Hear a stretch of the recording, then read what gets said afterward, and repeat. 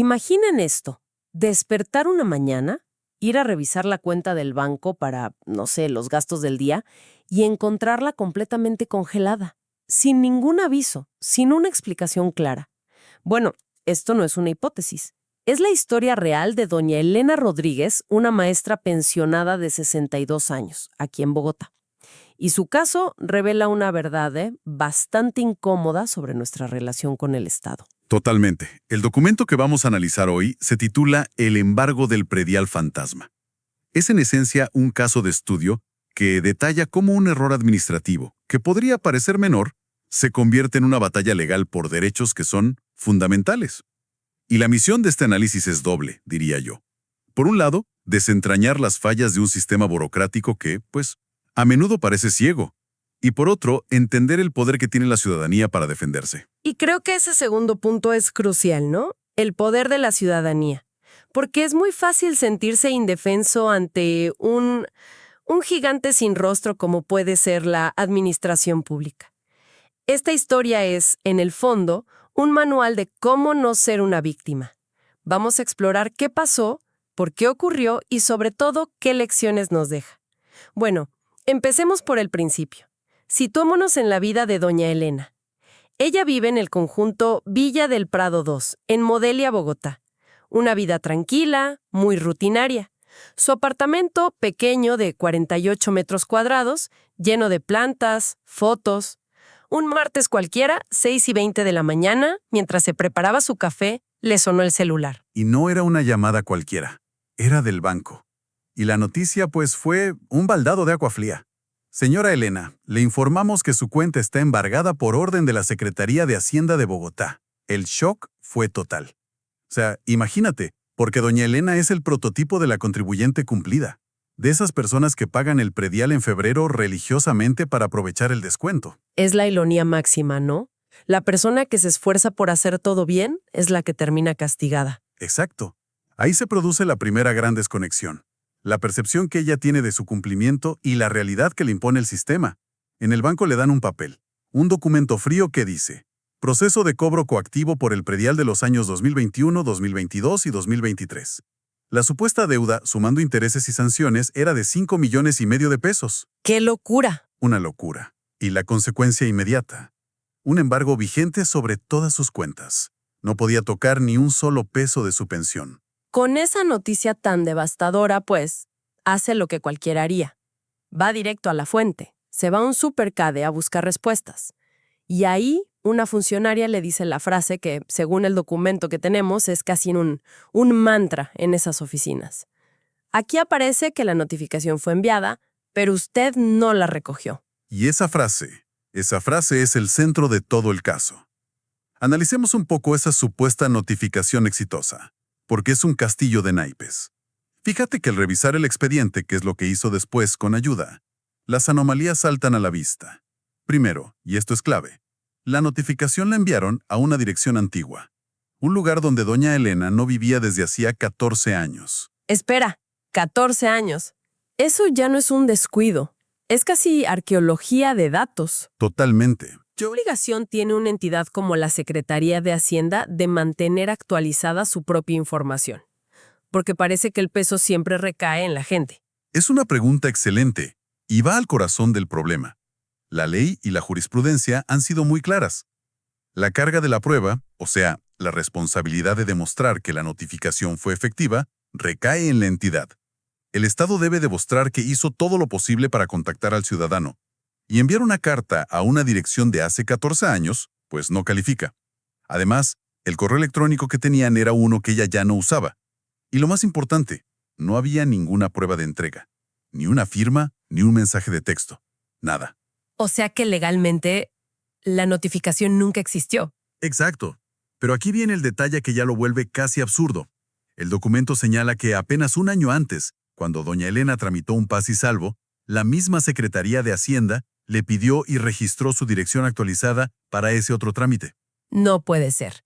La información correcta la tenían ellos mismos. Ahí lo tienes. Vemos el verdadero problema. Un cortocircuito total en las bases de datos. No es que a un funcionario se le olvidara, es que el sistema mismo está roto. El área de cobro coactivo no tenía idea de lo que hacía el área de trámites. Es una falla estructural. Entiendo. El sistema tenía los datos correctos, pero, como dice el texto, no los jaló. Es una mala administración crónica de la información. Entiendo la falla técnica, pero a veces es difícil imaginar el impacto real. Estamos hablando de una pensionada. ¿Cómo se traduce un embargo así en su día a día? Se traduce en una crisis inmediata.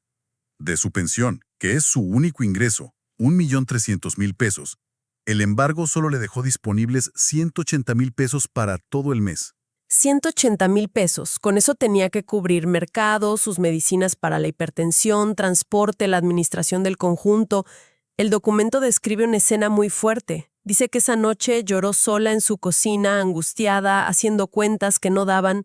Es que ahí es donde el error de sincronización deja de ser un término técnico y se convierte en una crisis humana real. Exactamente. Y lo que describes toca un concepto jurídico que fue clave en su defensa. La afectación al mínimo vital. La acción del Estado, que buscaba recaudar una deuda, en la práctica estaba vulnerando el derecho de una persona mayor a tener lo mínimo para una vida digna. Y este es un derecho con una protección constitucional muy fuerte en Colombia, sobre todo para adultos mayores. Afortunadamente, en medio de toda esa angustia, no estaba sola. Una vecina, abogada del conjunto, se ofreció a ayudarla. Y la comunidad se involucró. Organizaron como un pequeño comité para reunir pruebas. Y este comité descubrió algo crucial, algo que cambió la perspectiva del caso. Al hablar con otros vecinos, se dieron cuenta de que no era un caso aislado. En la misma torre, otros 3 residentes habían tenido problemas muy similares. La razón de fondo, la misma. Sistemas desactualizados y notificaciones enviadas a direcciones incorrectas. O sea, ya no era el problema de doña Elena, sino un problema de la Secretaría de Hacienda que afecta a gente como doña Elena. Precisamente. Y eso es mucho más poderoso. La existencia de un patrón debilite cualquier argumento de que fue un error humano aislado. Demuestra que el sistema está fallando de manera recurrente. Y esto pasa mucho. Se compran softwares nuevos para un departamento, pero no se invierte en la integración con los sistemas viejos de otros. Y el resultado es este: ciudadanos atrapados en el medio. Con esta evidencia, entonces, la abogada diseñó una estrategia legal que el documento describe como muy completa. No dejó ningún cabo suelto. Sí, es un excelente ejemplo de cómo se debe abordar un caso así. Primero, un derecho de petición.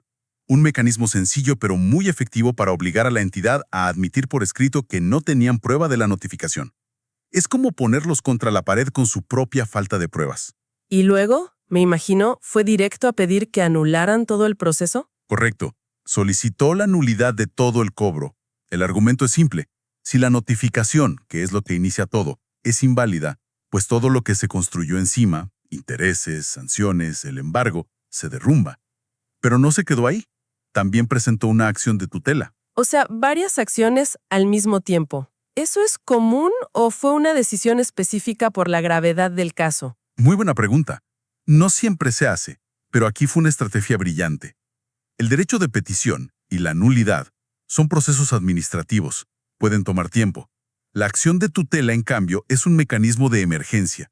Un juez de tutela tiene que fallar en 10 días. Ah, claro, la tutela era la palanca de emergencia para detener el daño inmediato. Exactamente. La tutela no buscaba resolver el fondo de la deuda, sino proteger sus derechos más urgentes, el debido proceso y, sobre todo, el mínimo vital. Se argumentó que, mientras el otro proceso avanzaba, doña Elena no podía esperar meses sin comprar sus medicinas. Por eso en la tutela se pidió levantar el embargo de inmediato. Y después de 19 días de angustia, llegó el resultado. El fallo del juez fue una victoria total. Sí, y vale la pena desglosar las órdenes del juez. Primero, ordenó levantar el embargo de forma inmediata. Segundo, y esto es fundamental, declaró que nunca existió una notificación válida. No dijo que fue defectuosa, no. Dijo que, a los ojos de la ley, no existió. ¡Wow! Es como si todo el proceso se hubiera construido sobre aire. Completamente. Lo que nos lleva al tercer punto. El juez señaló que la administración vulneró el debido proceso. Cuarto, ordenó rehacer todo desde cero. Y quinto, lo más importante para su bolsillo, eliminó todos los intereses y sanciones. Al final, doña Elena solo tuvo que pagar el capital original de sus impuestos, lo que ella nunca se negó a hacer, y además le dieron un acuerdo de pago en cuotas. Este caso demuestra algo que todo mundo debería saber. La responsabilidad de notificar correctamente es del Estado, no es del ciudadano. Si el Estado falla en su deber, no puede castigar al ciudadano por su propio error. Y el caso de doña Elena prueba que el sistema legal, cuando se activa bien, puede y debe proteger al individuo. Entonces, ¿qué nos deja todo esto? La historia de doña Elena es mucho más que un problema con un impuesto. No. Es una radiografía de ese desequilibrio de poder que a menudo existe. Y nos deja una lección, un poco contraintuitiva para la era digital. La presunción de que el sistema lo sabe todo o tiene mis datos actualizados es peligrosa. La lección clave aquí no es solo actualiza tus datos, sino verifica que los estén usando bien y, sobre todo, no asumas que una notificación no recibida es tu culpa.